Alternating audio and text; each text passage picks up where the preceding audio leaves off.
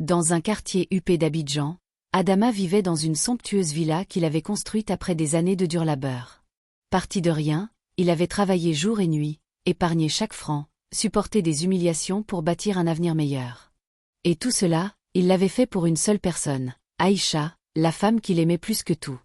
Adama et Aïcha s'étaient rencontrés à l'université. À l'époque, il n'était qu'un jeune étudiant fauché, mais ambitieux.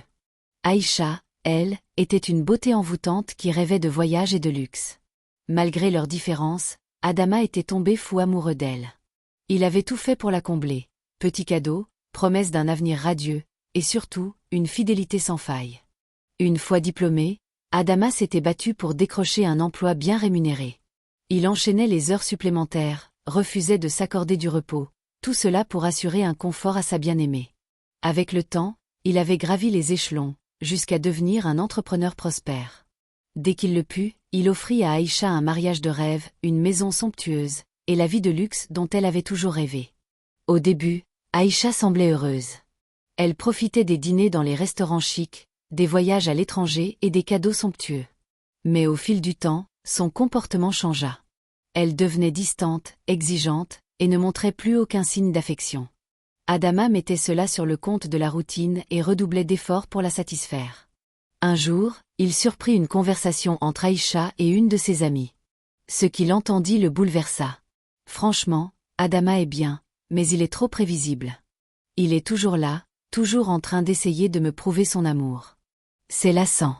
Parfois, je me dis que j'aurais dû épouser quelqu'un de plus excitant. Ces mots résonnèrent dans l'esprit d'Adama comme une gifle. Comment pouvait-elle penser cela après tout ce qu'il avait fait pour elle?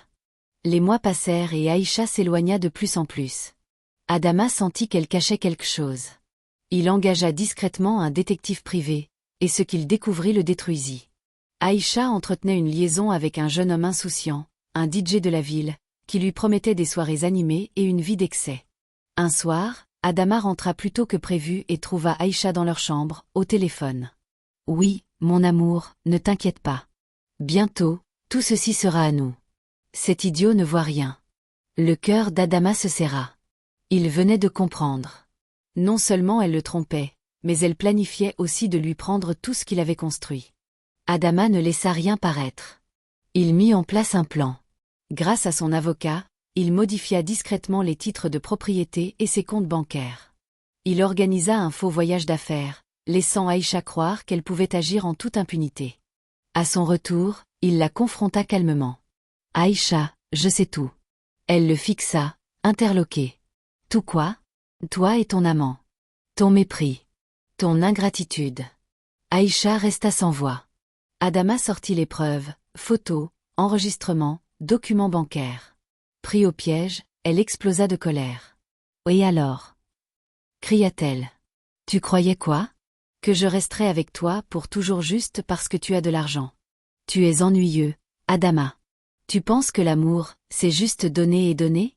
Moi, je veux vivre. » Adama la regarda une dernière fois, avec un mélange de tristesse et de dégoût. « Tu voulais tout prendre? Tu ne prendras rien. Cette maison, ces voitures, ce luxe, tout était à moi. Maintenant, c'est fini. » Aïcha ne réalisa son erreur que lorsqu'elle se retrouva à la porte, sans un sou, avec pour seul bagage son ingratitude. Quant à Adama, il tourna la page, plus fort, mais avec une leçon gravée à jamais. L'amour ne suffit pas toujours à remplir un cœur vide. Nafissatou était admirée de tous.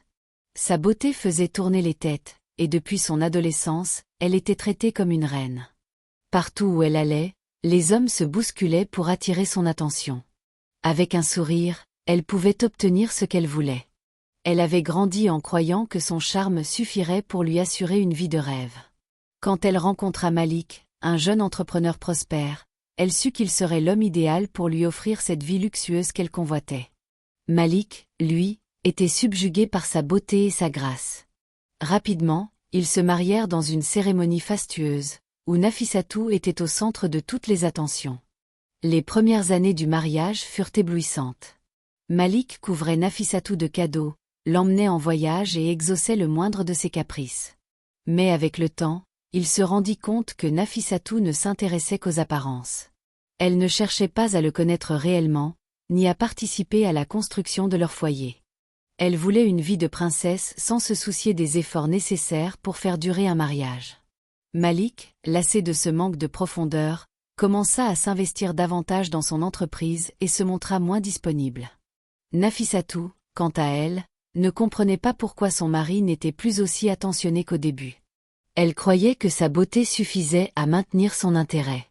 Un jour, lors d'un dîner chez des amis, Nafissatou observa la femme d'un des associés de Malik. Ce n'était pas une femme particulièrement belle, mais elle captivait tout le monde par sa conversation, son intelligence et son humour. Malik, lui-même, semblait apprécier son échange avec elle. Pour la première fois, Nafissatou ressentit un pincement de jalousie.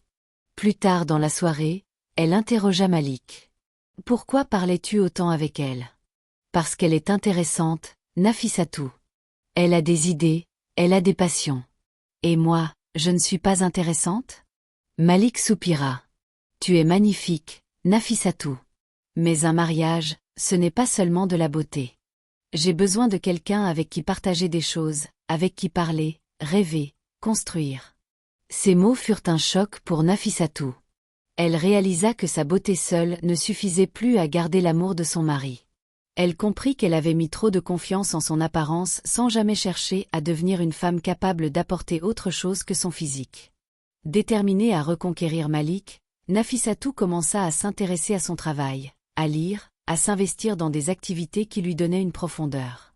Elle comprit que l'amour ne se nourrissait pas que de l'attirance physique, mais aussi de complicité et de respect mutuel. Petit à petit, elle devint une femme différente, plus mature. Et Malik, voyant ce changement, retomba amoureux d'elle, non plus seulement pour sa beauté, mais pour la femme qu'elle était enfin devenue. Dans une chaleur étouffante, sous le tumulte des klaxons et l'effervescence des marchés, vivait Dieudonné Quadio, un homme respecté et envié. Marié depuis 10 ans à Clarisse, une femme belle et vertueuse, il était père de 2 enfants et menait une vie en apparence parfaite. Chef d'entreprise prospère, il incarnait le modèle de réussite que beaucoup admiraient. Mais derrière cette façade d'homme irréprochable se cachait un secret inavouable, une trahison qui allait tout bouleverser. Tout a commencé un soir d'orage, dans un luxueux hôtel du plateau. Dieudonné s'y était réfugié après une réunion tardive. C'est là qu'il croisa les yeux envoûtants de Nadia, une jeune femme aussi mystérieuse que séduisante. Elle était serveuse, mais son allure fière et son regard perçant trahissaient une ambition bien plus grande. Un simple échange de mots, un sourire trop appuyé, et ce fut le début d'un jeu dangereux. D'abord, quelques textos échangés en cachette, puis des rencontres discrètes. Nadia savait que Dieudonné était marié, mais elle ne s'en souciait guère. Pour elle, c'était un défi, une ascension. Dieudonné, lui, se laissait emporter par cette passion interdite. L'adrénaline de la clandestinité lui faisait oublier son mariage, ses responsabilités. Avec Nadia, il se sentait vivant, désiré, rajeuni. Il se disait qu'il pouvait jongler entre les 2 mondes sans que rien ne change. Clarisse n'était pas une femme naïve. Depuis quelque temps, elle sentait son mari distant. Les appels nocturnes, les voyages d'affaires soudains, l'odeur d'un parfum inconnu sur ses chemises. Tout cela éveillait ses soupçons. Elle n'avait pas de preuves, mais son instinct lui soufflait que quelque chose n'allait pas. Un jour, elle décida d'agir. Aidée par sa meilleure amie, elle engagea un détective privé pour surveiller Dieudonné. Ce qu'elle découvrit dépassa toutes ses craintes. Les photos, les vidéos. Il n'y avait plus de doute. L'homme qu'elle aimait et en qui elle avait une confiance aveugle la trompait. Clarisse n'explosa pas de colère tout de suite. Elle voulait frapper fort, au bon moment. Pendant plusieurs semaines, elle garda le silence, attendant le jour où elle dévoilerait la vérité. Mais Nadia, elle, ne voulait plus être la maîtresse cachée.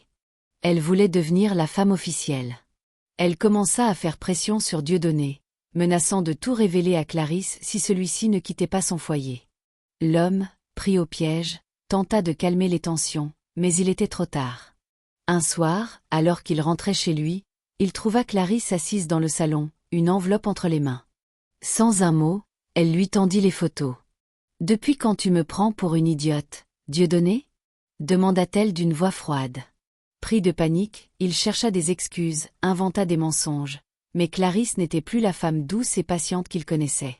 Cette nuit-là, elle lui ordonna de quitter la maison. La nouvelle se répandit rapidement. Ses amis, ses collègues, ses partenaires d'affaires, tous apprirent sa trahison. Nadia, voyant son image ternie, prit ses distances. Elle ne voulait pas d'un homme brisé et sans honneur. Seule, ruinée par un divorce qui lui coûta presque tout, Dieudonné comprit trop tard qu'il avait tout perdu. Son foyer, son respect, son amour, tout s'était envolé pour une illusion passagère. Assis dans un bar miteux, un verre à la main, il revoyait les moments heureux qu'il avait vécus avec Clarisse et leurs enfants. Il aurait pu être un homme comblé, mais son appétit insatiable l'avait détruit. Dans la nuit chaude d'Abidjan, alors que la pluie commençait à tomber, Dieudonné se leva lentement, un poids immense sur le cœur. Il venait d'apprendre une leçon qu'il n'oublierait jamais. Toute trahison a un prix, et celui qu'il payait était bien trop élevé.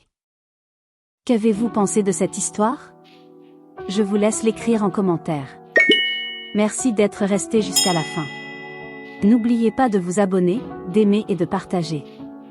À bientôt.